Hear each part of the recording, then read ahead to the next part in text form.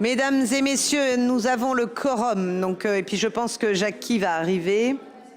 Donc on va pouvoir commencer. Alors avant de commencer, une petite explication sur la nouvelle décoration de la salle des mariages. Dans la nuit de dimanche à lundi, le lave-vaisselle s'est emballé et a complètement inondé la salle. Comme vous savez, en dessous, c'est du parquet avec des petites lattes de bois, donc qui ont toutes gondolé, gonflé, etc. Et donc, ce matin, lorsque nous avons constaté l'état de la salle, j'ai demandé au service technique donc d'enlever toutes les plaques humides pour les faire sécher et de recouvrir pour ne pas tomber donc de ce tapis en jonc pour qu'on puisse avoir le conseil municipal ce soir. Voilà. Donc, un dégât des eaux impressionnant hein, sur toute la surface. Hein. Donc, voilà. Bon, ça va pas nous empêcher de faire le conseil municipal ce soir. Alors, je vais commencer du coup par l'appel. Donc, Jackie, je pense qu'il ne va pas tarder. Laurent Sutereau. Présente. Jean-Claude Ami. Présent. Corinne Borel. Présente. Michel Champy est absent et a donné pouvoir à Monsieur Ami. Ingrid Liénard. Présente. Philippe Delaunay. Présent. Céline Petit. Présente. Alors, Mahmoud Benkachou vient de nous envoyer un mail, il est absent pour quelque chose d'imprévu. Françoise Chantoiseau. Alors, messieurs du public, chut. En plus, il y a un enregistrement, donc on va vous entendre par derrière. Alexandra Corbeau. Présente. Louis-Jean de Nicolaï, j'ai pas une nouvelle. William Derouet. Graziella Lagan est absente et a donné pouvoir à Monsieur Derouet. Morgane Garot. Je l'ai pas vu là. Anaïs Sérin.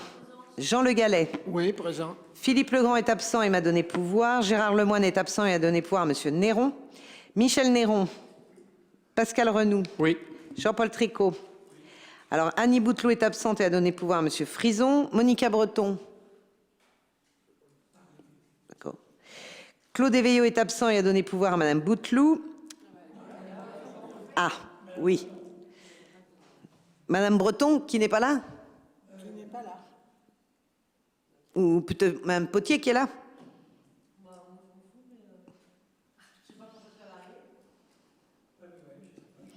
Donc Claude Éveillon, on donne le pouvoir à qui? D'accord, à Madame Potier, ok.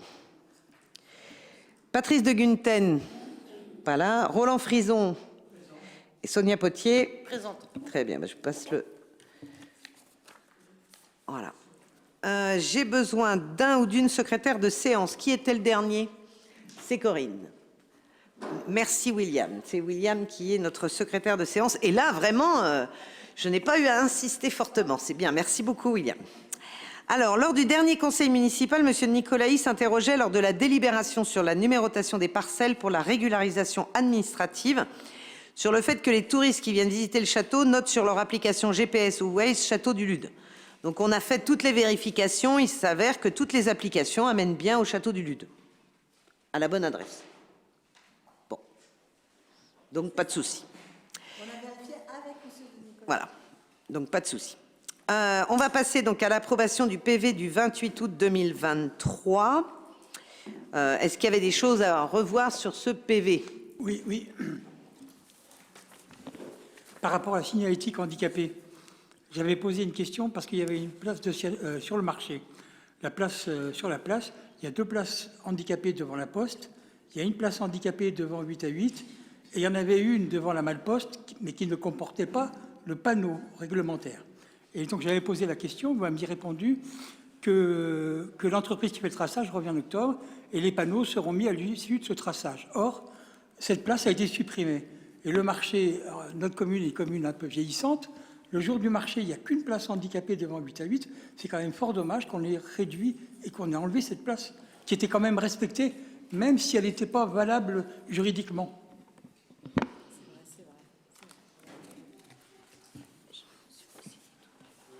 C'est page 16. Ah oui, pardon, non, vous regardez sur le plan. Le marquage bleu au sol a été effacé. Pardon? Alors, pour vous répondre, donc, il est possible qu'en effet, sur la place du Champ de Foire, on a plusieurs places PMR, puisqu'on en a une aussi devant donc le Carrefour. On a rajouté des arrêts minutes. On a rajouté aussi une place devant AXA. Et on a rajouté des places bleues à la demande donc mais on verra ça tout à l'heure, à la demande du commerçant. Par contre, sur la place PMR qui serait enlevée, je l'ai pas sur la carte. Donc comme ça, je risque pas de vous répondre. Donc je vais demander à Monsieur Charrier pourquoi celle-ci a été enlevée, tout simplement. Voilà, je vous répondrai. Ça serait bien qu'elle soit remise en état, parce que c'est fort dommageable que le marché n'est pas fréquenté par les jeunes, hein. Il est fréquenté plutôt par les anciens, et c'est là où il y a besoin de places PMR. Alors il y en a sur place du Champ de Foire, hein. Non, il y en a 3. Le jeudi matin, il n'y en a qu'une. Pendant le marché. Je parle du marché.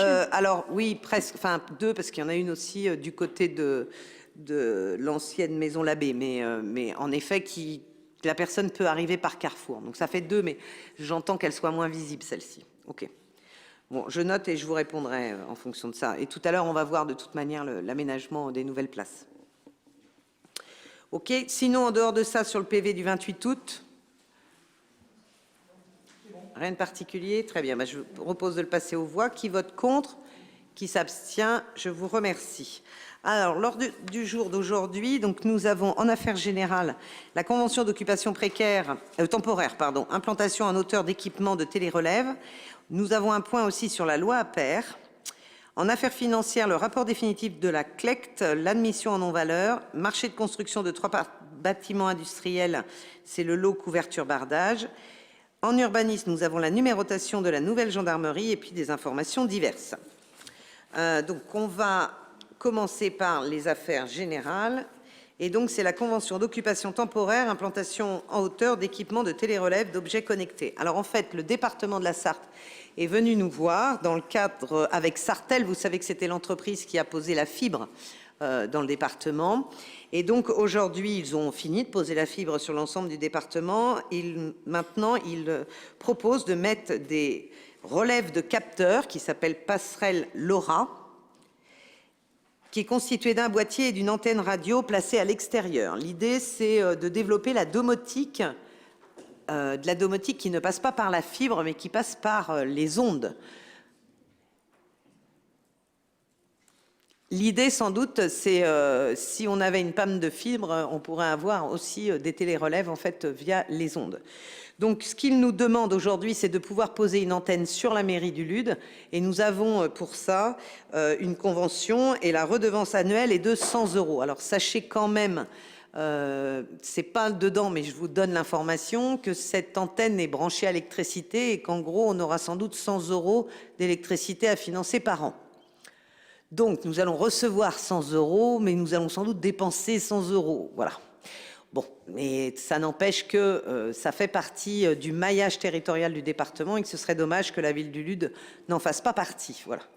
Avez-vous des questions sur cette convention? Non, je vous propose de la passer aux voix. Qui vote contre? Qui s'abstient? Je vous remercie. Donc nous toucherons 100 € pour financer l'électricité. Alors, le point suivant, c'est la loi APER. Alors, vous savez que la loi APER, c'est la loi d'accélération de la production d'énergie renouvelable. Nous en avons plusieurs fois parlé.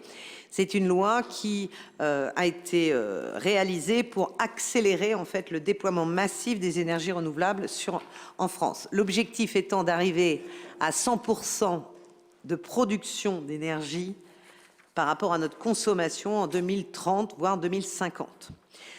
Donc l'idée, c'est de se dire où est-ce qu'on positionne donc ces zones d'accélération sur le territoire. Donc pour l'instant, c'est une vraie réflexion que nous avons. L'État doit nous mettre à disposition une plateforme pour déclarer ces zones, etc. Sauf qu'elle n'est toujours pas faite, la plateforme. Et que le vote de ces zones d'accélération doit être fait pour fin décembre.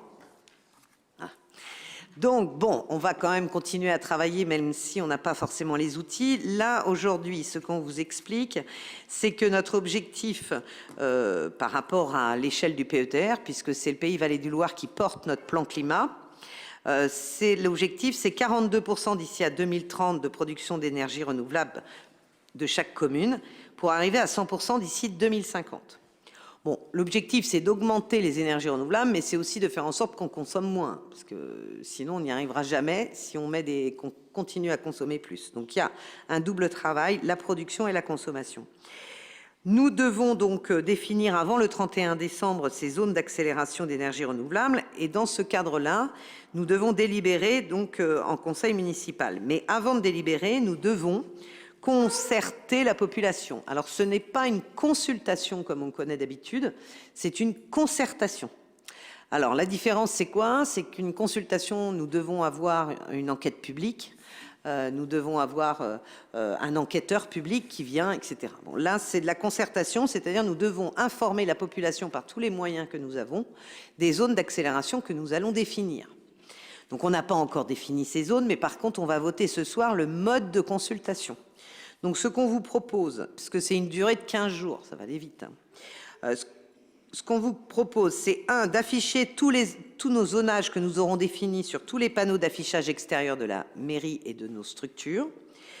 De mettre aussi ces zones, bonsoir Jackie, sur la plateforme de participation citoyenne Vouteurs. Vous vous rappelez, c'est la plateforme qui nous permet de faire des enquêtes. Et puis de laisser donc ici un dossier papier des zonages qui sera consultable à l'accueil des mairies aux heures d'ouverture.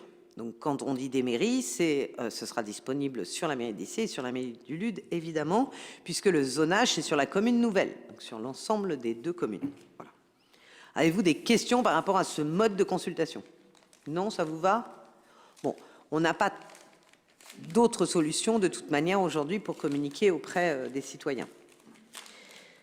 Bon, bah, écoutez, je vous propose... Oui, monsieur. Juste une petite remarque. Le gouvernement est en retard sur beaucoup de choses. Les personnes qui partent à la retraite aujourd'hui, les décrets d'application ne sont pas parus, donc ils ne savent pas leurs droits. Les décrets d'application pour la loi APER non plus. Donc on va définir des zonages sans décret d'application. Mais voilà. Oui, on a une volonté, en tout cas affichée du gouvernement pour mettre en place un certain nombre de choses, mais légalement, en fait, bon, après, c'est pas une nouvelle pour tout le monde. Je pense qu'à l'Assemblée, c'est un peu compliqué.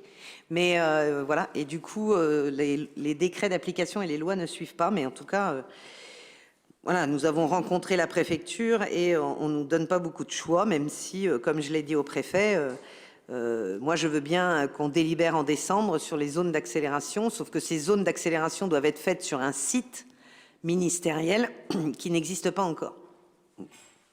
Donc, on va faire des zones, on va les voter, et après, il faudra les mettre sur le site. Et on ne sait pas comment.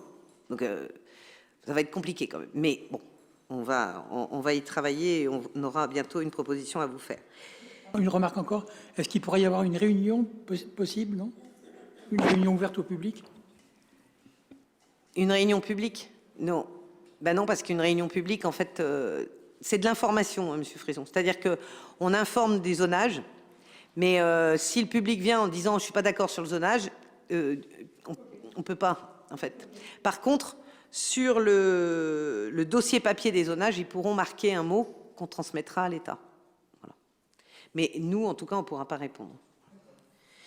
Je vous propose du coup de le passer aux voix. Qui vote contre ces modalités donc, de concertation, pardon, je vais me tromper sur le terme. Qui s'abstient? Je vous remercie. Alors, les affaires financières, je laisse la parole à Corinne. Alors, on va passer au rapport définitif de la commission locale d'évaluation des charges transférées, ce qu'on appelle la CLECT. Donc, effectivement, on s'est réunis le 21 septembre. Donc, cette commission, elle est chargée d'évaluer le coût des charges transférées par la commune à chaque transfert de compétences entre communes et EPCI, ayant opté pour la fiscalité professionnelle unique. Donc, lors de cette réunion, donc, il a été abordé donc, le rôle de la CLECT, les modalités de fixation initiale du montant de l'attribution de compensation, présentation des montants d'attribution de compensation pour 2023, l'évaluation des charges transférées et l'attribution de compensation définitive 2023. Donc, du coup, le montant définitif 2023 s'élève à 761 577,36 €. Il avait été prévu au budget 760 000, donc ça va. Et pour information, en fait, ce qui varie un peu de ce montant qu'on reçoit de la CLECT, c'est les ADS qui varient en fonction d'une année sur l'autre. Du coup, j'ai la différence, en fait, par rapport à ce qu'on a touché l'année dernière, sur les dossiers des permis de construire, demande préalable de travaux, etc. On a eu sur l'année 2022 100 dossiers contre 110 en 2021. Donc, ce qui fait la différence qu'on a un petit peu plus dessous cette année. Donc du coup, il vous est proposé d'approuver ce rapport. Donc est-ce que vous avez des questions supplémentaires ou est-ce qu'on peut les passer au vote? Donc qui est contre? Pardon. Oui. Alors juste une information quand même que je donne toujours Oui. au niveau de la CLEC et qui est important quand même à savoir, c'est que aujourd'hui sur les charges que l'intercommunalité nous prend, hein, puisqu'on est bien d'accord que sur la CLEC, c'est l'ensemble des impôts qu'on devrait recevoir, en particulier en lien avec nos entreprises, etc. Et une partie est prise par l'intercommunalité pour financer des actions que nous leur transférons. C'est le cas par exemple pour la voirie, c'est le cas par exemple pour certains qui ont des charges transférées SDIS, c'est pas notre cas pour le LUD, et c'est le cas aussi pour l'ADS, comme tu le disais. Donc plus de 100 dossiers ont été déposés pour la commune du LUD, et en particulier il y a 9 permis de construire, ce qui est une belle évolution hein, par rapport aux années antérieures, mais c'est surtout plus de 80 demandes de travaux, et donc ça c'est quand même important. Ça veut dire qu'on a 80 propriétaires qui font des travaux dans leur maison, et donc ça c'est quand même une bonne nouvelle. Donc c'est normal qu'on paye plus puisqu'on a plus de déclarations de travaux et puis d'autorisation aussi. La seule petite chose qui me gêne toujours, et je le dis là, c'est les charges qui sont en lien en fait avec les charges transférées en lien avec le périscolaire en fait, puisque ces charges ont été données à une année N et n'ont pas été modifiées depuis. Donc si vous regardez aujourd'hui, on a un reste à charge donc entre le coût, d'accord, du périscolaire et les dépenses. On a un reste à charge pour 10 et sous LUD qui est calculé à 7 133 € et pour le LUD à 14 100 €. Or, ce qui nous fait un total quand même de 21 233 €, ce qui est très élevé par rapport à l'ensemble des autres communes hein, qui ont ces charges transférées. Et moi, ce qui me gêne toujours, c'est qu'en fait, ces charges ne sont pas calculées en fonction du nombre d'enfants. C'est une charge fixe qui a été calculée, alors de tête, c'était en 2018 ou 17, parce que c'était avant la commune nouvelle. Donc en 2017, c'est ça, en 2017, ils ont pris les chiffres et ils ont pris les montants, etc. et ils l'ont mis là. Et depuis, ça n'a pas bougé, quel que soit le nombre d'enfants. Donc ça veut dire qu'on peut avoir, nous, des recettes supplémentaires ou des dépenses en moins. En fait, c'est pas pris en compte. Voilà. Donc je tenais juste à le dire, c'est une charge fixe. Je l'ai déjà dit au président, disons que ce serait bien quand même qu'on refasse un calcul du réel en 2023, c'est-à-dire 6 ans après. Voilà. C'est tout ce que j'avais à dire. Donc du coup, on était au vote. Donc qui vote contre? Qui s'abstient? Je vous remercie. Donc je continue du coup.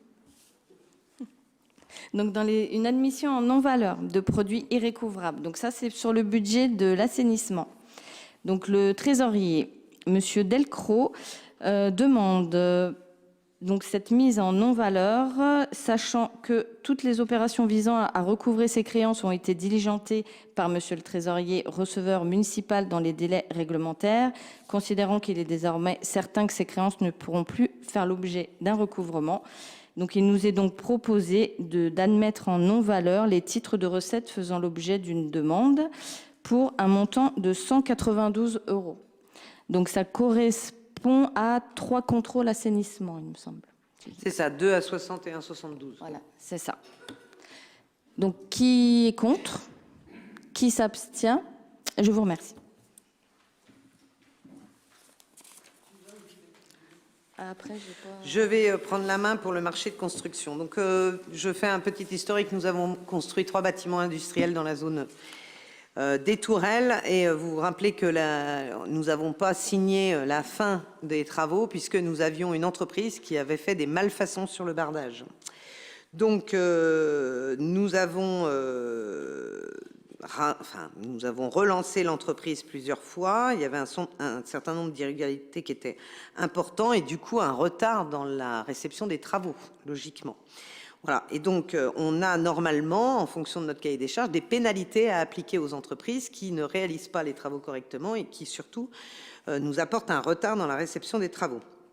L'entreprise concernée, c'est la Soprema, et qui, lorsque nous l'avons demandé d'intervenir, est intervenue et a réparé, en fait, l'ensemble de ces malfaçons, sans nous demander de vie supplémentaire ni de facture supplémentaire. Vous allez me dire c'est normal puisque c'était sa malfaçon. Mais ils sont intervenus de façon assez rapide quand même et correctement sur les bâtiments. Je regarde Jean-Claude Amy, évidemment. Donc on a eu une négociation avec cette entreprise. Elle a accepté de venir très vite réparer l'ensemble de ces malfaçons. Et donc nous vous proposons aujourd'hui de diviser par 2 en fait les pénalités qui étaient demandées en lien avec le cahier des charges, tout simplement parce que c'est une entreprise qui a réalisé les travaux rapidement et en fonction de ce qu'on voulait. Est-ce que tu veux rajouter quelque chose par rapport à ça, Jean-Claude? Non, avec le micro, c'est mieux. Non, juste qu'on avait donc refusé de leur donner quitus, donc, et donc ils ont refait les bardages de A à Z avec des matériaux neufs, certes avec du retard, mais tout a été refait très consciencieusement. Donc la négociation a porté sur 50% des pénalités de retard. Donc ils vont nous verser quand même 50% du montant des pénalités. Mais de mieux de verser la totalité, on a négocié 50% et donc ils sont intervenus rapidement. Sachant qu'on leur devait toujours la dernière... Oui, on n'avait pas payé la dernière facture, il ne fallait pas exagérer non plus. 28 000 € à peu près. Au total, pas les 50%. Hein. Donc on est à une négociation autour des 13 000 à 14 000. Voilà. Ah oui. Ah bah oui.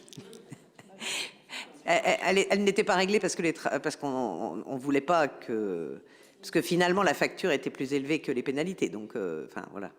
Ça s'appelle, par exemple, dans la levée des réserves, on avait toujours émis des réserves. Donc, tout pendant qu'on ne signe pas une fin de chantier, ils ne pouvaient pas être payés. D'autres questions? Non. Je vous propose de le passer aux voix, du coup. Qui vote contre? Qui s'abstient? Je vous remercie. Du coup, on va passer au point urbanisme. Alors, vous savez que la nouvelle gendarmerie, les travaux arrivent petit à petit à leur fin. Normalement, la fin des travaux est prévue pour novembre, avec un emménagement des gendarmes dès janvier 2024. Et donc, aujourd'hui, quand ils vont emménager en janvier 2024, ils ne pourront pas recevoir de courrier puisqu'il n'y a pas de numérotation des maisons. La Poste considérant que c'est un seul numéro. Hein. Donc voilà. Donc on vous propose ce soir, pour faciliter le repérage et le travail donc des facteurs, de mettre des numéros à l'intérieur de la gendarmerie, évidemment. Hein. Donc ça a été travaillé avec les gendarmes et donc il y a 17 logements, hein, je rappelle, et donc sur 2 parcelles, l'AC 262 et l'AC 303, boulevard de l'Hospice. Donc on vous propose de les numéroter. Alors vous voyez, c'est 3.1, 3.2, 3.3, enfin bon, jusqu'à 3.17 puisqu'il y a 17 logements. Voilà. Puisque c'est le 3 boulevard de l'Hospice, donc 3.1, 3.2, 3.3. Voilà. Avez-vous des questions par rapport à cette numérotation? Ça leur permettra d'avoir le courrier quand même. Et le poste de police, il est numéroté aussi, non? Juste, les logements sont au 3, la gendarmerie aura le numéro 1. 1, il n'y en a qu'un.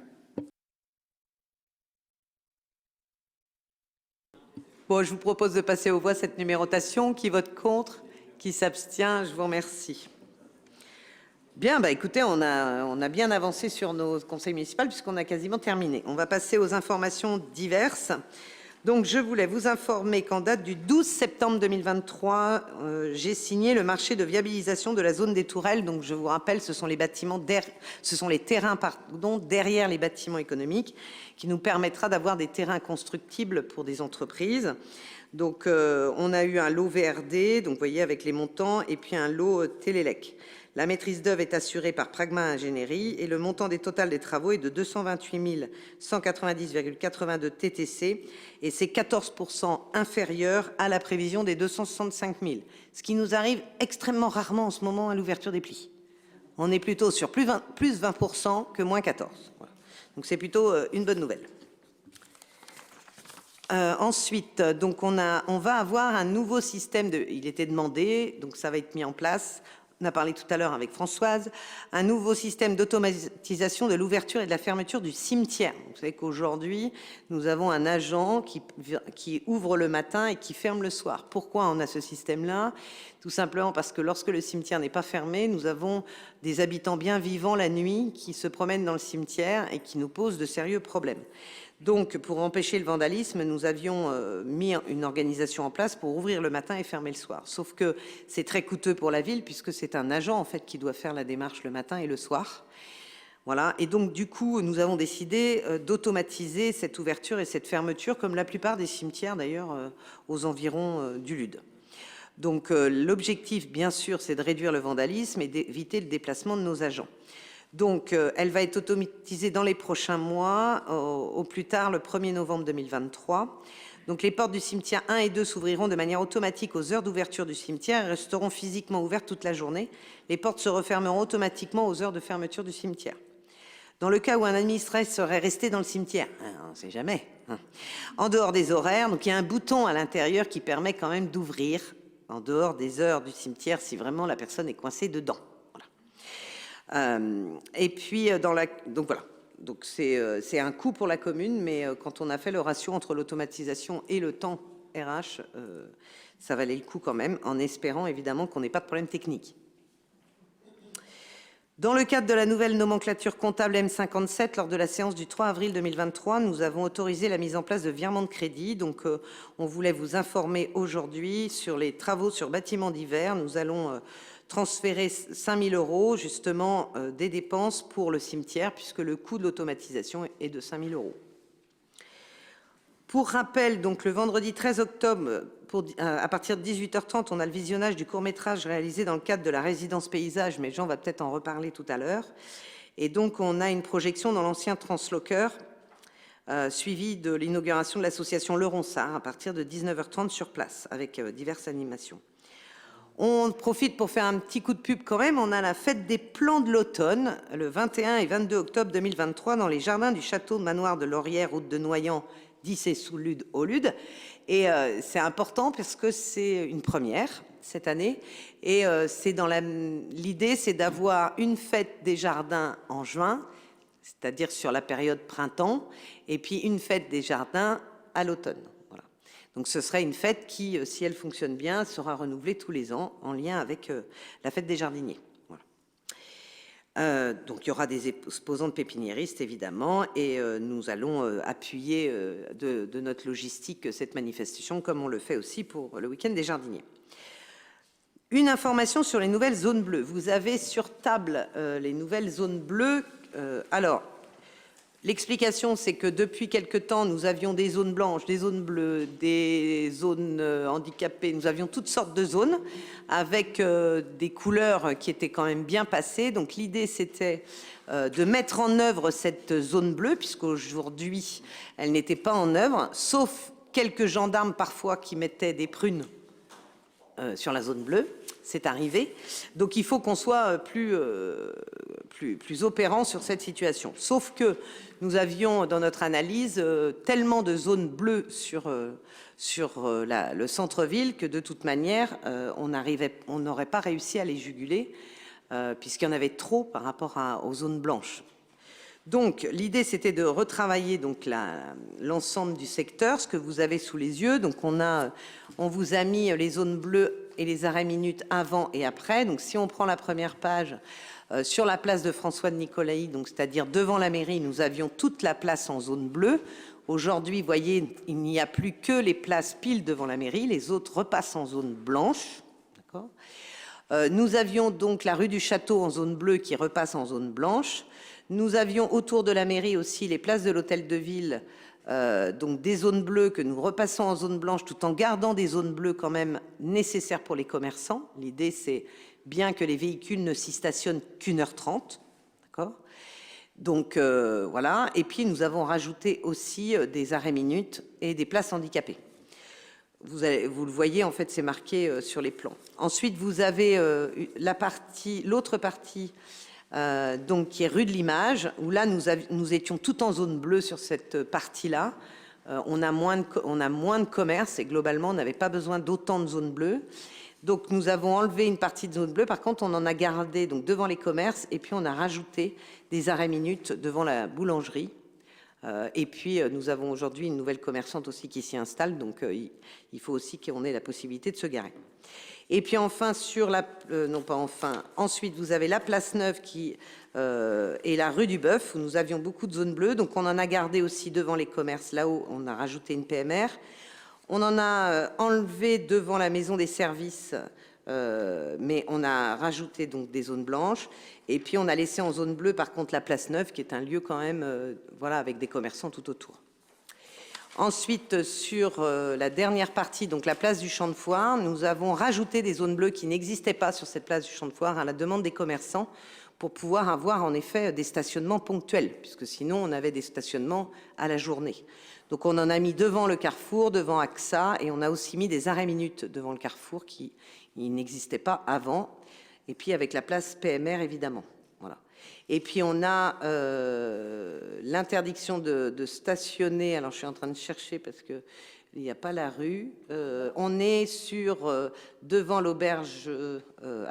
Devant l'Odyssée champêtre, pardon, où nous avons mis des interdictions de stationner. Nous avons mis une place PMR et puis des places blanches. Et on a aussi rajouté un arrêt minute en face pour la Boule d'Or. Donc encore une fois, nous avons tracé en fait en fonction des commerçants et de leurs demandes. Ils nous demandent souvent des arrêts minutes et aussi des places handicapées. Voilà. Donc on a globalement moins de zones bleues, hein, vous voyez bien tout de suite. L'idée, c'est de ne pas avoir des zones bleues partout qui ne sont pas respectées, ça n'a aucun intérêt. Donc l'idée, c'est d'avoir moins de zones bleues, mais qu'elles soient respectées et qu'elles soient bien d'1h30. Donc aujourd'hui, vous avez ces cartes qui ne sont pas aujourd'hui encore publiques. Nous allons faire une communication dans le Loir-et-Marconne sur l'ensemble de ces nouvelles conditions de stationnement. Et puis ensuite, nous allons faire de la prévention jusqu'au mois de janvier. Et à partir du mois de janvier, le policier municipal sera donc autorisé à mettre des avertissements et donc des amendes à ceux qui ne respectent pas les 1h30 de place bleue. Voilà. Ou qui se stationnent sur les PMR sans macaron PMR, ou qui se stationnent sur les arrêts minutes, où ça dure 5 heures, et non pas 1 minute. Oui, Mme Corbeau. Oui, la PMR devant la mairie, elle reste? Oh, bien sûr. Parce qu'elle est pas notifiée et j'en vois pas non plus rue de l'Image de PMR. Si elle est en face. Elle va être à côté des zones bleues. Bah, alors, soit c'est un oubli parce qu'elle n'a pas été refaite, Ouais. mais il y a une place PMR, c'est sûr. Mais on va le noter. Je n'ai pas fait à pied tout le parcours, mais j'en ai vu un certain nombre quand même. Voilà. Alors, si on vous demande aussi, il y a une autre question. Il s'avère qu'en fait, on a tracé en bleu sur des places blanches, par exemple, où on a retracé sur des places bleues. Enfin, on m'a déjà dit qu'on voyait les anciennes traces. En fait, on a deux choix. Soit on recouvre de noir les anciennes traces, mais du coup, elles ne partiront jamais, puisque les traces blanches sont couvertes par du noir, donc ça met 2 fois plus de temps à partir. Ou alors, on les gratte, ce qui nous arrive, ou alors, on laisse le temps au temps, et en fait, ça va partir tout seul. Donc, on a certains endroits où on a gratté, parce que c'était important de le voir quand on avait vraiment un changement. Et puis, par exemple, devant la mairie, ils l'ont laissé. Si vraiment ça nous embête et on voit que ça part pas vite, on les fera gratter. Mais gratter, c'est du boulot aussi. Voilà. Par contre, vous avez bien un arrêt minute là dans l'angle de la mairie ici, ça va pas être gênant par rapport au bar là? Non, c'était la demande justement du bar. Il n'y aura plus de place pour passer s'il laisse son truc devant lui. Ah non, non, non, c'est juste là. C'était déjà un arrêt minute, Jean-Paul. Il y est déjà, c'est juste retracé. Il est juste retracé. Il doit être un peu trop loin sur ton plan. Il est là. Il est juste là. Là, je veux bien, mais là, non. Non, non, il est juste là. Oui, William. J'ai une question. On a parlé tout à l'heure d'une certaine compréhension pour ne pas mettre d'amende d'ici janvier. Et tu as tout de suite basculé et tu as parlé des arrêts PMR. J'espère qu'ils ne font pas partie des tolérances. Non. quelqu'un qui se gare sur un PMR, Non. que ça soit tout de suite ou dans 2 mois. C'est déjà pas une tolérance pour le PMR. Très bien. J'avoue quand même on a trop de tolérance sur les arrêts minutes. Je l'ai déjà dit. Voilà. Mais voilà, ça va venir. Mais en même temps, on n'est pas là non plus. L'objectif, c'est pas de faire un chiffre d'amende. Hein. C'est juste d'essayer de faire en sorte que ça respecte.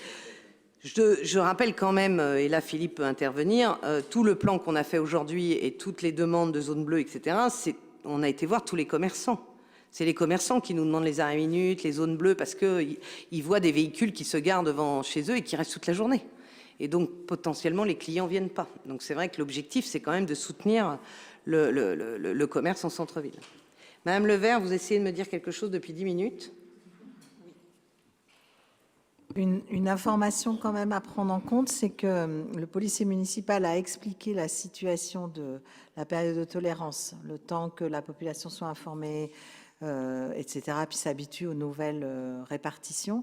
Et la gendarmerie et la police de la route, qui sont deux corps qui peuvent intervenir aussi dans les centres-villes, eux, par contre, ne peuvent pas en prendre en compte cette tolérance. Nous ne pouvons pas, nous, mairie du Lude, imposer à la gendarmerie. Donc, on les a informés. Ils sont informés qu'on va faire de la prévention, de l'information et que nous, on souhaite mettre en place de la tolérance jusqu'au 1er janvier. Bon, avec le risque qu'un gendarme ou qu'un policier de la route qui ne connaît pas le Lude ou qui ne nous connaît pas oublie. Voilà. Mais quand on va communiquer, on va le repréciser. On va repréciser que la prévention et la tolérance viendra du policier municipal, mais qu'on ne peut pas être responsable des amendes qui émanent de la gendarmerie, puisque eux vont faire respecter la loi de la zone bleue. Voilà. C'est déjà arrivé. Hein. Je crois que c'était l'année dernière où il y a quelqu'un sur une zone bleue qui a pris une amende et qui était assez surpris. Mais en fait, à partir du moment où on est en zone bleue et qu'on reste plus d'1h30. Bon, après, il faut quand même que... je vous rappelle, mais on rappellera à la population qu'il faut mettre son disque. Hein, voilà. Et on va donner des disques aux couleurs du Lude. Enfin, on va essayer de faire le maximum hein, pour que les choses soient respectées. J'ai déjà, nous avons sur les réseaux sociaux, je le dis, hein, sur les réseaux sociaux, nous avons communiqué sur ce marquage parce que la population ne comprenait pas à un moment donné pourquoi on empêchait les gens de stationner. Ben, tout simplement parce que la machine devait passer pour le marquage. Et on a déjà eu des réflexions en disant que, évidemment, on cherchait des sous. On ne cherche pas des sous. L'objectif pour nous, c'est pas ça. L'objectif, c'est de permettre à nos commerçants de pouvoir avoir des clients qui peuvent se stationner en centre-ville. Voilà. Et la preuve ce soir, c'est qu'on n'est pas sur une augmentation de la zone bleue, mais plutôt sur une baisse. Donc l'idée, c'est vraiment de soutenir les deux, soutenir les riverains, mais aussi soutenir les commerces et les clients. Les places livraison aussi, c'est juste 15 minutes, enfin, ou quelques minutes, quoi. C'est pas la journée entière non plus. Normalement, non. On n'en a qu'une, heureusement. Je voulais juste revenir aussi sur la livraison, effectivement, mais on a parlé de quelques oublis de PMR. Ce qu'on a oublié de dire aussi, c'est qu'on a aménagé deux trottoirs pour les accès PMR. Un devant le lycée Champêtre qui n'existait pas, et un devant la nouvelle agence, donc rue de l'Image, enfin, qui va desservir l'agence APEF, la boulangerie et la boulangerie Nallet. Donc on a fait un aménagement. Un bateau. Un bateau, voilà. Et sur l'aménagement handicapé devant l'Odyssée Champêtre, pour ceux qui sont surpris, c'est normal que la place handicapée dépasse sur la voirie, puisque en fait la largeur d'une place handicapée est plus large qu'une place de stationnement. Voilà. L'objectif étant qu'ils puissent ouvrir les portes, descendre le fauteuil, etc., de façon plus facile. On l'a déjà rue du Boeuf, ça. Donc, je continue, pardon, sur les informations. Vous dire aussi que nous avons des nouvelles limites d'agglomération suite à la création du rond-point. On vous a mis aussi le plan. En fait, le rond-point intègre l'agglomération, donc nous avons des modifications de limites d'agglomération et donc on va changer les panneaux de place. Voilà. En gros. Parce qu'on a des travaux et qu'on doit modifier en fait nos panneaux. À partir de quand, ça? Quand le rond-point sera fait. Donc, c'est pas encore tout de suite. Mais c'est normal qu'on vous informe, quand même. Voilà. Donc, ils seront toujours là un petit moment, quand même. Voilà. Mais les travaux du rond-point vont commencer d'ici la fin de l'année, hein, donc ça va arriver vite. Je sens que la déviation va encore faire des heureux. Voilà. Et que je vais en entendre parler. Alors, donc la collectivité relance aussi notre souscription pour la jumenterie et l'appel à mécénat dans le cadre de la 4e année de chantier école. Et je voulais vous informer donc que la jumenterie s'est retrouvée dans les jardins de l'Élysée lors des Journées du patrimoine pour une exposition de la Fondation du patrimoine. Et qu'à cette occasion où nous avons été invités pour le vernissage de cette exposition, nous avons rappelé à notre président de la République que nous aimerions des fonds supplémentaires pour la 4e année de l'école. Nous attendons de sa part, de M. Macron, qu'on a rencontré, avec qui on a échangé, et la ministre de la Culture, un chèque. Mais quand j'ai demandé à Mme Le Vert s'il avait son carnet de chèques, il s'est retourné pour me dire « Bonjour Mme le maire ». J'ai dit « Oups ». Voilà. Mais bon, il a entendu en tout cas, donc on a fait un courrier dans ce sens. On espère que l'État viendra nous aider pour cette 4e année pour finir la restauration et enfin transformer la jumenterie en logement insolite en lien avec le camping. Voilà. Je vais passer la parole aux adjoints pour leurs informations et je vais commencer par Laurence. Oui. Alors, le mois d'octobre bien chargé avec Octobre Rose au niveau de nos associations.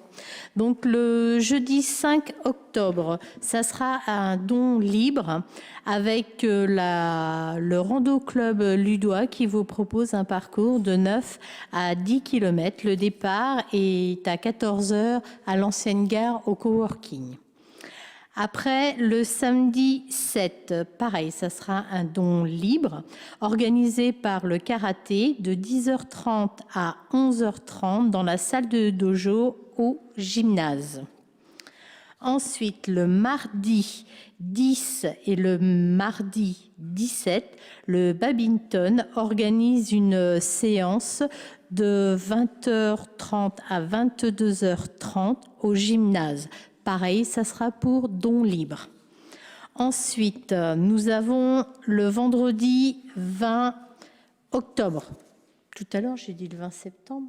J'ai dit le 10 et le 17 septembre. Non, c'est le mois d'octobre, excusez-moi. C'est tout octobre. Hein. En même temps, c'est Octobre Rose. Donc, voilà. Non, mais j'ai dit le mois de septembre. Donc, le vendredi 20 octobre, voilà, à la piscine organisée par la municipalité ainsi que le club de SNL de 17 h à 21 h à l'Aqualude. L'entrée sera 2 € et vous pourrez aussi manger des crêpes et avoir des boissons. Je continue parce qu'il y a beaucoup d'animations. Le vendredi 20 octobre, cardio fit dance pour les plus de 16 ans, organisé par l'école de danse de 19 h à 20 h au gymnase 1. Par contre, ça sera 5 € la séance. Le samedi 21, initiation barre au sol pour les plus de 14 ans, toujours organisé par l'école de danse, de 10h45 à 11h30 au gymnase 1. 5 € la participation. Ensuite, le samedi 21, flash mob organisé par les Flash and Stars à 10 h au gymnase 1. Ça sera don libre.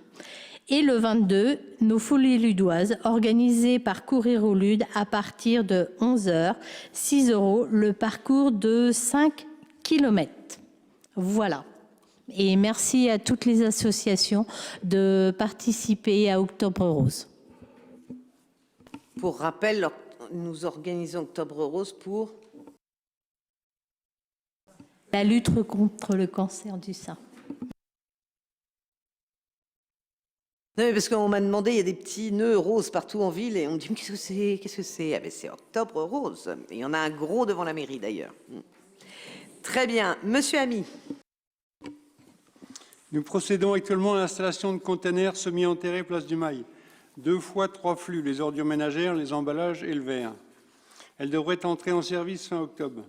Les anciennes colonnes aériennes seront bien évidemment enlevées à la grande satisfaction des riverains et des riveraines. J'ose espérer que cet investissement sera respecté, améliorera l'image des abords des colonnes et soulagera la tâche ingrate de nos services techniques. Qu'on se le dise. Vous avez raison, monsieur Ami. Ça fait longtemps que sur cet endroit, on a des plaintes des riverains et je peux tout à fait le comprendre parce qu'il y a beaucoup de colonnes, il y a beaucoup de déchets sauvages. C'est un fort investissement, puisque nous, on a quand même investi de l'argent aussi dans la voirie. On espère vraiment que ça soit utile, que les déchets sauvages seront moins nombreux, qu'il y aura alors ça par contre obligatoirement moins d'odeur et que ce sera plus facile pour nos riverains. Mais voilà, c'est aussi de la responsabilité de tous et de toutes. Les incivilités au quotidien, quand on lance ces mégots de cigarettes, lorsqu'on lance ces déchets dans la rue, etc., il faut se dire qu'à un moment donné ou à un autre, il y a quelqu'un qui ramasse. Obligatoirement. Voilà. Ou alors ça finit dans la mer et ça pollue et c'est les poissons qui ramassent. Voilà. Ou les dauphins. Et oui, nous aussi. Voilà. Je peux dire un petit mot là-dessus? Oui, mais je pense que devant Inter, là, c'est la catastrophe. C'est honteux ce qui s'est passé la semaine dernière, entre autres, où le lendemain du passage des poubelles, il y en avait 3 fois le volume qu'il y avait la veille, quoi. Et là, est-ce qu'on peut pas faire quelque chose? Je sais pas, mais... Dis-moi, Jean, parce que depuis le temps que nous, on cherche à trouver une solution, non, mais si t'en as une... J'en ai pas, sinon, je la donnerais, mais je me ferais payer, mais j'en ai pas. Je suis intervenu cette semaine, moi c'est en début de semaine, je crois. Non, c'est la semaine dernière, parce qu'on est lundi, à Inter. Donc la colonne était vide, elle était bloquée, et on a pu voir ce que c'est. Malheureusement, c'est les étrangers qui ont bourré des assiettes et toutes sortes de saloperies, un robinet de WC et tout ça là-dedans. Et la colonne, elle est bloquée, ils ont oublié de la changer.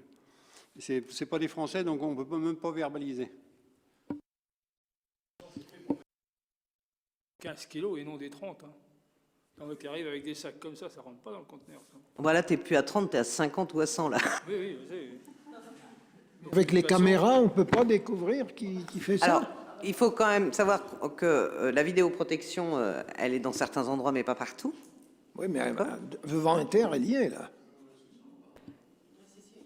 Si, elle y est devant Inter. Oui, mais on a un souci technique sur nos caméras de vidéoprotection. Voilà. Donc on fait intervenir la société régulièrement, mais là, on va plus la faire intervenir, on va la convoquer. On a des soucis. Alors, c'est des soucis qui peuvent être aussi liés à la stabilité du réseau et le fait aussi que nous n'avons pas des prises électriques partout et que donc nous mettons nos caméras sur les prises d'éclairage qui s'éteignent. Ah oui. Voilà. Donc on a vraiment un gros travail à faire encore sur la vidéoprotection et pour la rendre plus... Mais vous savez, faut quand même se rappeler que la vidéoprotection a des limites, dans le sens où quand les personnes sont de dos, ou quand les personnes portent des cagoules, etc., c'est compliqué aussi de retrouver les personnes. Et quand il y a une caméra, en général, elles savent bien se grimer. Voilà. Cache la plaque d'immatriculation pour pas, etc. Je crois quand même que ça fait partie aussi de notre rôle, je pense à tous les élus, mais à tous citoyens, de pouvoir dire, quand on voit une personne mettre des déchets au sol et non pas dans la colonne, de pouvoir leur dire.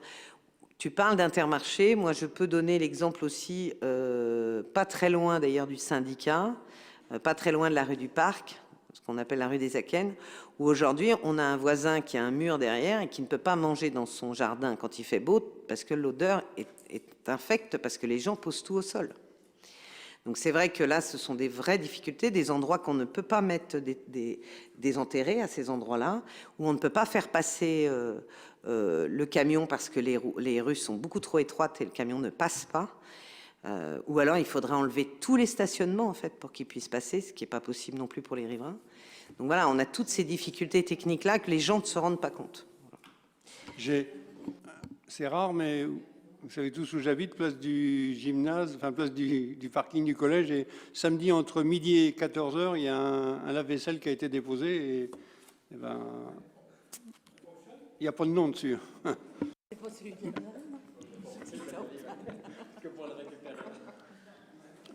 Par contre, des incivilités, on l'a constaté hier, nous.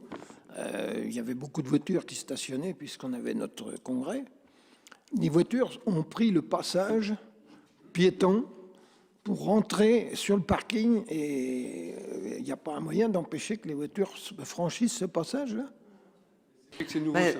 sur toute la voie verte, on peut mettre des piquets, mais après, c'est les vélos qui Oui, mais nous là, posent c'est problème. devant la grande, enfin, devant la salle. Hein. Non, non, mais je sais bien, Jean, mais partout, en fait, dans les espaces où on met... C'est pas un passage piéton, c'est un passage vélo. Et donc, quand on met des passages vélos et qu'on met des barrières, je te rappelle que ça pose problème. Donc, mais là, on peut passer vélo aussi.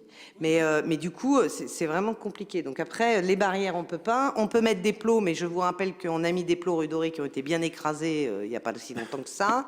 Donc c'est pas si simple, en fait. On a beau mettre des espaces de sécurité. Sincèrement, la voiture qui a pris ce chemin-là savait très bien que c'était interdit. Voilà.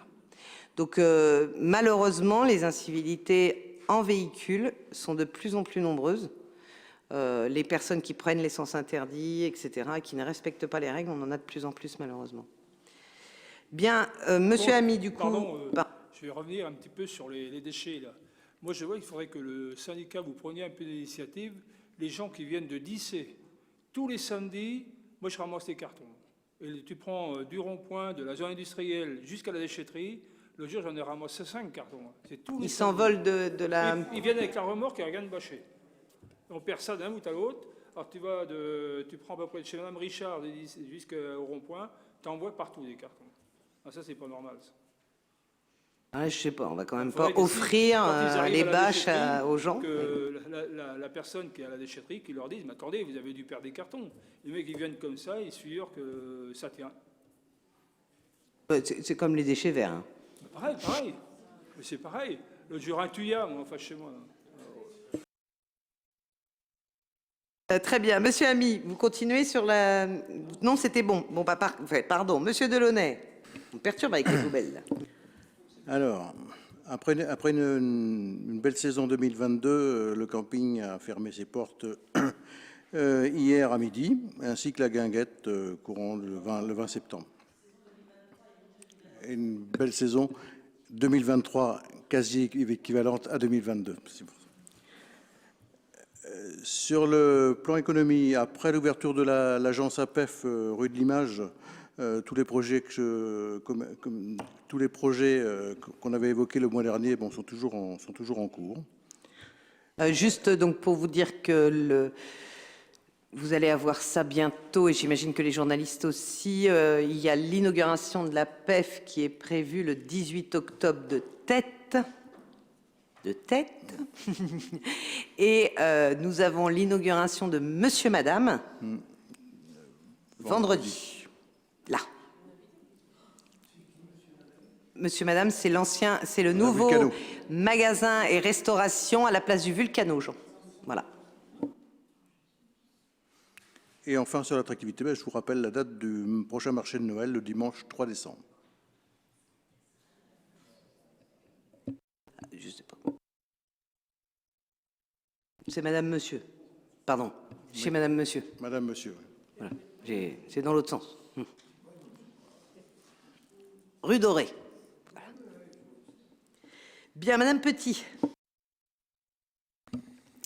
Alors, donc, pour rappel, mercredi, il y a la semaine bleue toute la semaine.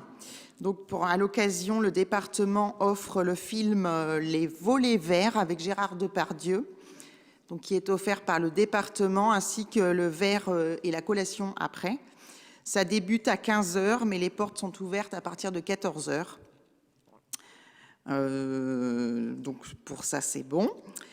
Octobre Rose, comme l'a dit Laurence tout à l'heure, samedi 7 octobre, à partir de 14h jusqu'à 18h, il va se passer des petites choses au niveau de l'esplanade Ronsard et le bar culturel.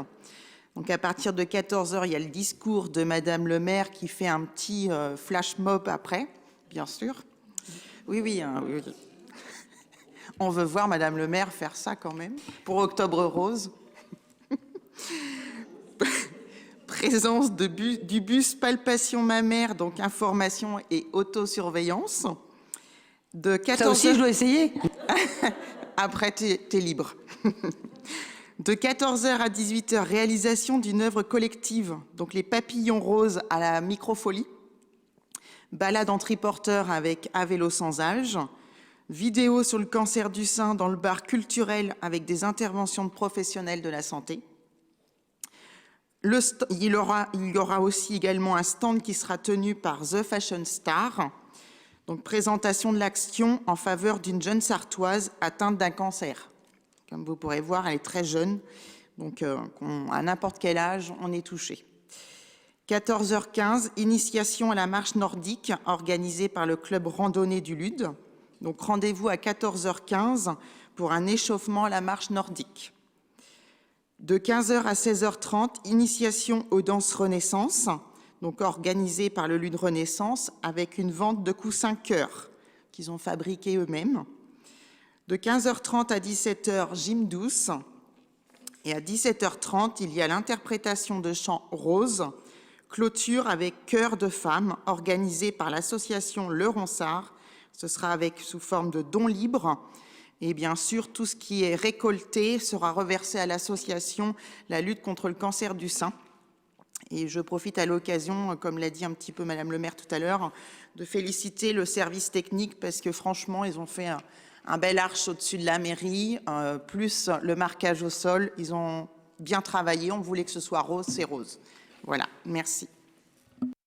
Alors, je plaisantais tout à l'heure, mais je crois que c'est important, d'autant plus qu'il y a une vidéo et qu'on repassera le conseil municipal. C'est important, c'est une première pour nous d'avoir le bus de palpation mammaire. C'est important de détecter en fait les difficultés liées au cancer du sein très tôt. C'est comme ça qu'on le soigne le mieux. Donc, ce bus de palpation mammaire, c'est vraiment une occasion de pouvoir y aller. La radio mammaire est quand même douloureuse pour l'ensemble des femmes. Alors, je ne vous regarde pas les hommes, vous ne savez pas, mais sachez que c'est quand même très douloureux pour nous. Et l'idée de pouvoir... 2% des hommes, oui.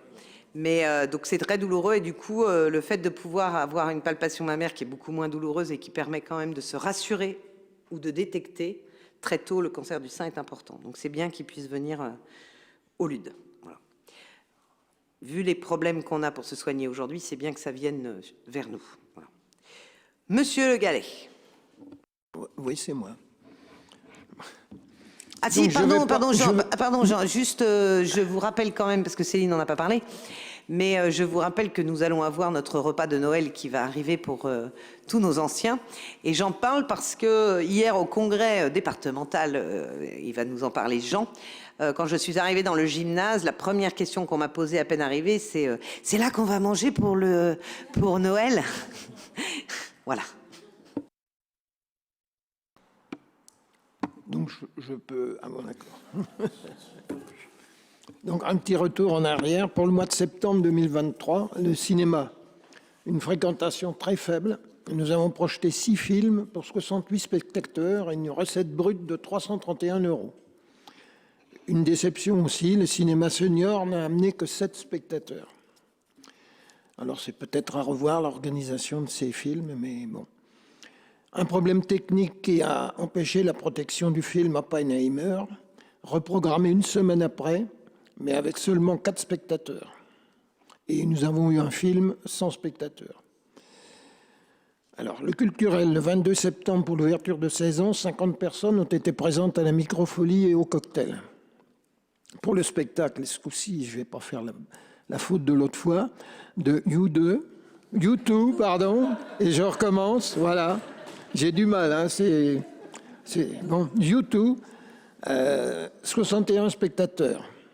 Le mardi 26 septembre, la résidence de passage... Juste, Jean, je te coupe 2 minutes, juste pour dire quand même, pour le cinéma, je rappelle, et je l'ai déjà dit, mais je le rappelle, si nous voulons continuer à avoir du cinéma au Lude, si nous voulons continuer d'avoir des spectacles culturels au Lude, il nous faut des spectateurs, donc il faut venir. Je sais bien que le Covid et tout ça nous a amenés à être bien chez soi, mais c'est toujours sympathique de sortir de chez soi pour pouvoir venir à un spectacle. Et sur le spectacle de YouTube Project, 61 spectateurs, sincèrement, le concert était magnifique. Les gens ont adoré ce concert et il aurait mérité beaucoup plus de spectateurs, surtout au prix d'entrée, quoi. Bon, tu m'as fait perdre le fil de mes trucs, mais c'est pas grave. Le 17 septembre, le petit dimanche de caractère, environ 150 personnes et 70 à la Maison des Artistes. Il y a une belle exposition d'ailleurs à la Maison des Artistes qui vaut la peine. L'exposition Le Loir, c'est celle-là, et sa faune est présente du 7 septembre au 21 octobre. Et on peut y aller les mardis, vendredis et samedis de 15h à 19h. Et je rappelle aussi que le programme de la saison culturelle de septembre à juin est disponible à Ronsard ainsi qu'en mairie. Les événements à venir, donc nous sommes dans la semaine bleue, je ne vais pas redire ce que tu as dit, Céline, tu as pris mon passage, c'est pas grave. Le Octobre Rose, mais c'est pareil, je crois qu'il y a des dépliants qui sont disponibles à Ronsard aussi. Alors, une pièce de théâtre, Le Temps Mort, à partir de 12 ans, est programmée le vendredi 20 octobre à 20h30. C'est ce qui m'inquiète, c'est tout ce qu'il y a le 20 octobre à côté, parce que je ne sais pas s'il y aura de la place pour tout le monde, hein, dans les spectacles que tu as annoncés, Laurence. Au tarif plein de 11 € ou abonné 7,50 €. Une partie de la recette sera reversée à la recherche contre le cancer. Le taux s'en sera fixé dans la réunion du culturel du 11 octobre. Beaucoup de Ludois ont répondu présent pour se mobiliser au cours de ce mois et apporter à cette campagne solidaire leur soutien pour que le rose soit encore plus rose au Lude. Le dimanche 29 octobre, pour tout public, un spectacle de musique, Ma petite chanson, vous attend à Ronsard à 15h, 7 € ou 4,50 €. Le premier vendredi de chaque mois, à 15h, café-musée à la Microfolie. Pour septembre et octobre, la thématique, c'est la nature et le paysage. Le 13 octobre, je crois que tu en as parlé un peu tout à l'heure aussi, vous êtes invité à une soirée à l'ancienne laiterie avec le thème Chant du Lude, Chant du Loir, dans le cadre des Journées de l'architecture avec à 18h30, projection du film sur écran géant et montée de la fresque géante. Ensuite, la soirée de l'inauguration de l'association Le Ronsard à 19h30. Pour la bibliothèque et la ludothèque, quelques rappels des animations. Samedi et mois, un samedi par mois de 10h à 12h, une soirée jeu par mois de 18h à 22h. Monsieur Néron est collé au sol. La boîte à activités, animation organisée pour les enfants de moins de 3 ans, un jeudi par mois de 10h30 à 11h30. La boîte à histoire, un samedi par mois à 10h et une pause jeu à partager le mardi à 15h. Au cinéma, entre le 21 octobre et le 5 novembre, Graines d'Images Junior avec la projection de 21 films au tarif unique de 4 € pour tous, avec un passeport pour enfants qui donne droit à une 4e place gratuite au bout de 3 séances, valable dans toutes les salles participantes de la Sarthe. Voilà pour les spectacles. Donc j'en viens aux anciens combattants. Comme vous avez pu le constater, notre monument aux morts vient de subir un toilettage qui lui a redonné luminosité et éclat malgré ses 102 ans. Je ne suis pas sûr qu'à 102 ans, j'aurai la même luminosité, mais ce n'est pas grave. On essaiera de te faire un nettoyage, si tu veux. Nous tenons à remercier tout particulièrement Éric Tafari et ses fils pour ce nettoyage réalisé gratuitement par la commune. Et il m'a dit en hommage à notre commune. Voilà. Le dernier nettoyage avait été fait en 2011 par les mêmes personnages, était gratuit également.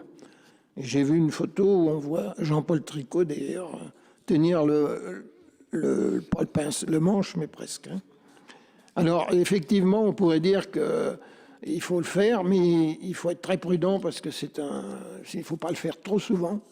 Et 10-12 ans, c'est la limite, hein, parce que sinon on détruit Et petit à petit, on effacera les lettres aussi. Alors c'est devant notre monument inondé de soleil que la cérémonie commémorative intégrée dans le congrès départemental s'est déroulée en présence de plus de 400 personnes, entourées de 110 drapeaux, qui ont ainsi rendu hommage à celles et ceux qui ont donné leur vie pour notre patrie. Une messe empreinte d'émotion, malgré les difficultés qu'on a eues pour la faire figurer dans le programme de l'abbé de la commune. Donc une messe empreinte d'émotion et de recueillement est conduite conjointement par notre père Jean-Louis Germont, qui a accepté la veille de venir faire la messe, avec l'aumônier du 2e Rima d'Auvour. Donc on a eu une messe quand même qui a duré moins longtemps qu'on l'aurait souhaité, mais s'il y a eu un barrage quelque part. Bon. Le banquet rassemblant 384 convives s'est déroulé de la meilleure façon qu'il soit au gymnase. Donc, et le repas était très bon, Béatrice peut le confirmer aussi. À travers ces lignes, notre association d'anciens combattants remercie très chaleureusement Madame le maire, les agents de la mairie, ceux des services techniques, le policier, etc., qui ont permis que cette journée du 1er octobre soit une pleine réussite. Comme il a été souligné lors de diverses interventions lors du congrès, le devoir de mémoire passe par de tels événements perpétuant le souvenir. Et puis j'ai rajouté une petite phrase, je me permets de vous dire merci en mon nom et celui de tous les anciens combattants. Merci Jean. On a reçu d'ailleurs un courrier de l'Union nationale des combattants qui, eux aussi, nous remercient vivement du soutien qu'on a apporté à ce congrès. Le prochain congrès départemental se fera à Sablé, qui est une beaucoup plus grande ville que la nôtre. Et donc c'est vrai que pour une petite ville comme la nôtre, 110 porte-drapeaux, c'était vraiment très émouvant. Très émouvant dans les rues. Et moi, j'ai fait des photos à l'espace Ronsard. Ils étaient tous sur les côtés de l'espace Ronsard, en fait, avec leur drapeau debout. Et je peux vous dire que c'était très émouvant et très impressionnant. Donc c'était une très belle cérémonie, un très bel hommage de mémoire, en effet, qui aurait... quand je discute avec les anciens combattants, vous savez, par définition, les anciens combattants, ils sont de moins en moins nombreux. Ils prennent de l'âge, ils partent. Plus de 250 anciens combattants sont décédés l'année dernière. Donc voilà, c'est très nombreux et très peu rentrent dans l'association pour plein de raisons. Les militaires actuels qui n'ont pas fait, qui sont en OPEX, en fait, qui sont donc ça veut dire en opération extérieure, peuvent adhérer, mais souvent les militaires n'osent pas, surtout les plus jeunes militaires ou n'intègrent pas l'association. Et c'est vraiment dommage parce que petit à petit, ce sont des associations qui ont de moins en moins d'adhérents. Et du coup, moins de facilités financières aussi, moins d'actions, et on perd petit à petit notre mémoire. Donc voilà, donc c'était important pour nous en tout cas de les recevoir. J'avais dit oui dès l'année dernière. C'est un coût parce que on avait quand même presque 400 convives, donc là c'est le gymnase, on n'a pas de salle qui peut accueillir autant de convives. Mais voilà, c'était un très beau moment, en tout cas très émouvant, que j'ai passé avec eux. Oui, le repas était très bon et très long, mais très bon. Et je pense que on était très contents. On avait donc l'UNC du LUD qui recevait. Nous avions l'UNC de Dissé-sous-le-Lude qui était présent. Et je tiens à dire aussi que le président de l'UNC de Dissé-sous-le-Lude et le président de l'UNC du LUD ont reçu une décoration par le vice-président national de l'UNC pour leur action et leur bénévolat. Donc c'était un beau moment. Voilà. Je pourrais rajouter quelque chose au niveau de cette l'UNC, entre autres, puisque c'est cette association-là qui est dans les questions. On peut intégrer l'UNC à partir du moment où on a fait son service militaire. C'est le cas de mon fils. C'est au sein de l'UNC, c'est ce qu'on appelle les SDF, mais ce n'est pas sur les sans domicile fixe, mais ce sont les soldats de France. Voilà. Et on peut intégrer l'UNC à partir du moment où on a fait son service, donc pour les gens qui ont aujourd'hui 50, 45, 50 ans, ont encore fait leur service militaire, quoi. Donc je vais faire un peu de pub pour l'UNC, quoi. Il faut, parce qu'on a besoin de porte-drapeaux, on a besoin de gens qui aujourd'hui participent aux cérémonies.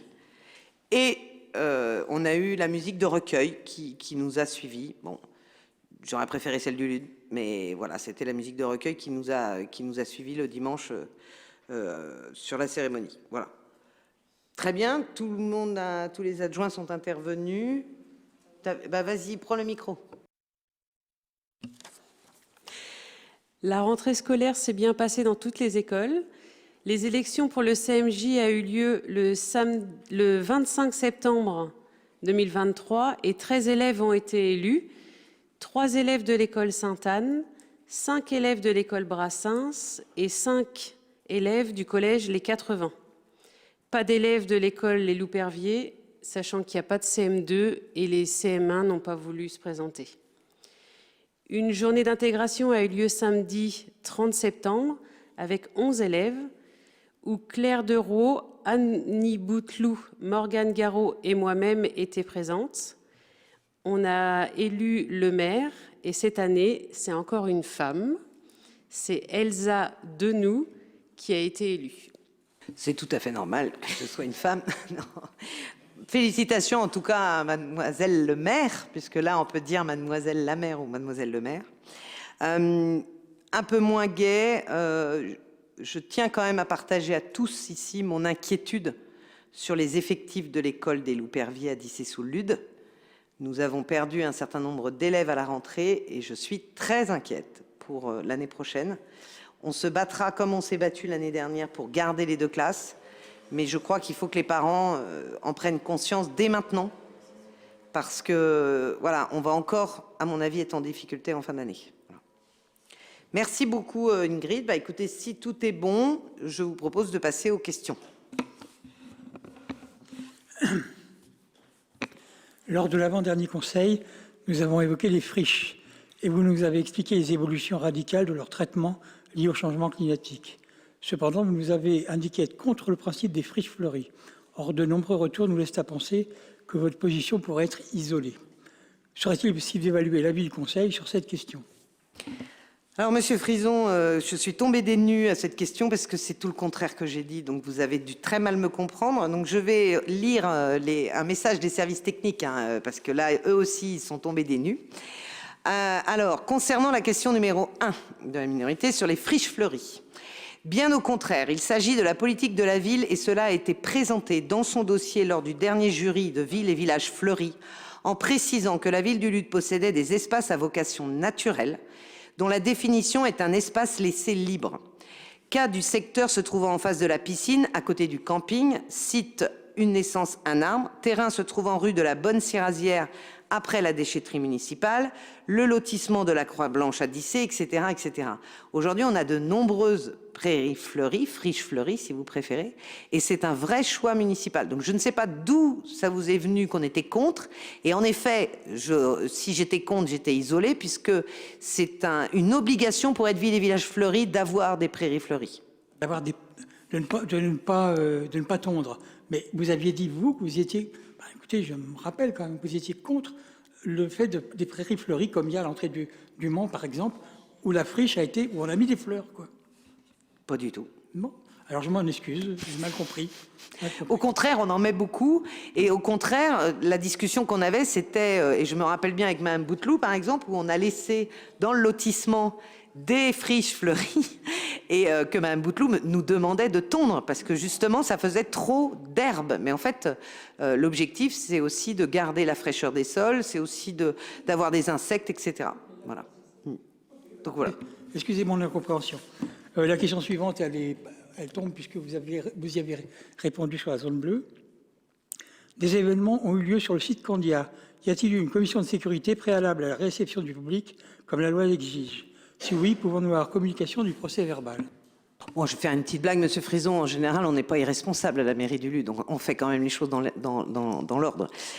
Donc, pour le premier événement, c'était une déambulation. Donc, on a eu l'accord, mais on n'a pas besoin de procès verbal ni de commission SDIS, puisque c'est une déambulation. Par contre, pour le spectacle prochain, où là, les gens sont assis, etc., la commission de sécurité passe, et donc on vous fournira le procès verbal quand on l'aura. On l'a rarement un mois avant. Hein. Donc, voilà. S'il y a une commission, c'est bon. Le 12, c'est qu'il y en ait une. Le 12, on l'aura, évidemment. Voilà. L'important, c'est qu'il y en ait une. Mais on a, par contre, je peux vous fournir le papier qui indique que la commission de sécurité va passer. Voilà. Ça, il n'y a pas de souci. Okay. Des actions de prévention en santé vont avoir lieu sur 3 communes. Il semblerait que notre commune ne soit pas portée candidate. Pouvez-vous nous expliquer ce qu'il en est? Alors, je vais plutôt vous demander de nous expliquer, parce qu'avec Céline et moi, j'ai posé la question, on ne voit pas du tout de quoi vous parlez. Pardon. Commission santé Comcom. C'est vous qui êtes membre de la commission santé Comcom, oui, et nous, on n'a rien eu du tout, donc je ne peux pas vous dire. Non. Expliquez-nous, parce que nous... Il y aurait eu une enquête de la Comcom pour savoir quelle ville serait prête à accueillir des actions de prévention. Voilà, il y a 3 communes, je ne sais plus, lesquelles, Maillège, etc. Je ne sais plus, et le Lude n'était pas dedans. Donc j'étais surpris.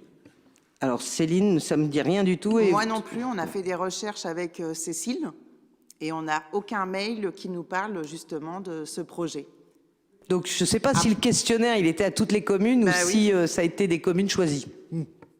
Mais je vous enverrai le compte rendu de la commission santé. Oui, oui, je veux bien. Après, Monsieur Frison, vous auriez dû nous en parler vu que vous en faites partie. Moi, j'ai pas les retombées, j'ai pas les retours par rapport à ça. Moi là-bas, on me dit que le LUD n'a pas été candidat. Moi, qu'est-ce que vous voulez? En tous les cas, on n'a pas eu l'information.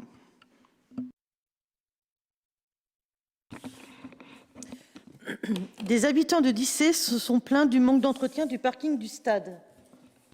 Alors, je ne sais pas quels habitants de Dissé se sont plaints, mais en tout cas, ils ne doivent pas se plaindre aujourd'hui parce que tout a été fait, donc de la semaine dernière. Donc voilà. Après, comme d'habitude, nous avons une tournée d'entretien. Donc parfois, eh bien, cette tournée n'arrive pas au moment où ils le souhaitent. Voilà.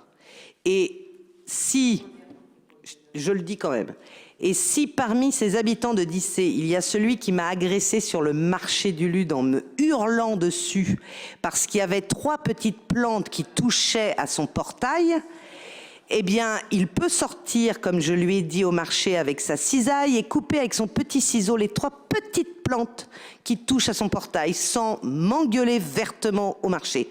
Donc, si cette personne-là va se reconnaître, elle peut utiliser son ciseau. Mais je crois que malgré tout, les services techniques sont passés. Je ne suis pas mauvaise au point de lui laisser ses plantes grainer trop longtemps. Voilà.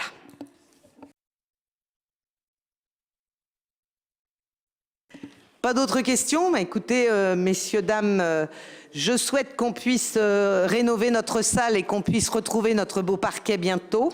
Voilà. Je tenais quand même à remercier les services techniques pour leur implication dans Octobre Rose, puisque ce que vous avez devant la mairie, c'est fait, c'est pas acheté. Rien n'est acheté ici, tout est réalisé dans les services. Parfois, on me demande ce qu'ils font. Eh bien, là, on peut voir clairement ce qu'ils font. Ils nous aident aussi à ces moments-là à décorer notre ville.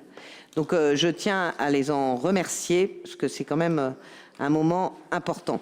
Et puis enfin, j'avais une dernière chose, je voulais aussi dire à l'ensemble de la population, et en particulier ceux qui ont connu quelques inondations, il n'y a pas si longtemps que ça, puisque nous avons eu un épisode pluvieux très important au Lude. Toute notre sympathie, évidemment. Moi, j'ai été touchée personnellement aussi chez moi, donc je tenais quand même à dire à tous ces habitants qui subissent l'eau, on ne peut rien faire contre l'eau et ça provoque beaucoup de dégâts. Donc toute notre sympathie, évidemment. Mais je n'ai pas encore la main sur le climat. Mais je crois qu'il va falloir qu'on fasse des efforts, y compris en énergie renouvelable, voire en traitement des déchets pour améliorer notre climat. Ça fait partie des actions qu'on peut mener individuellement. Voilà. Merci à tous et bonne soirée.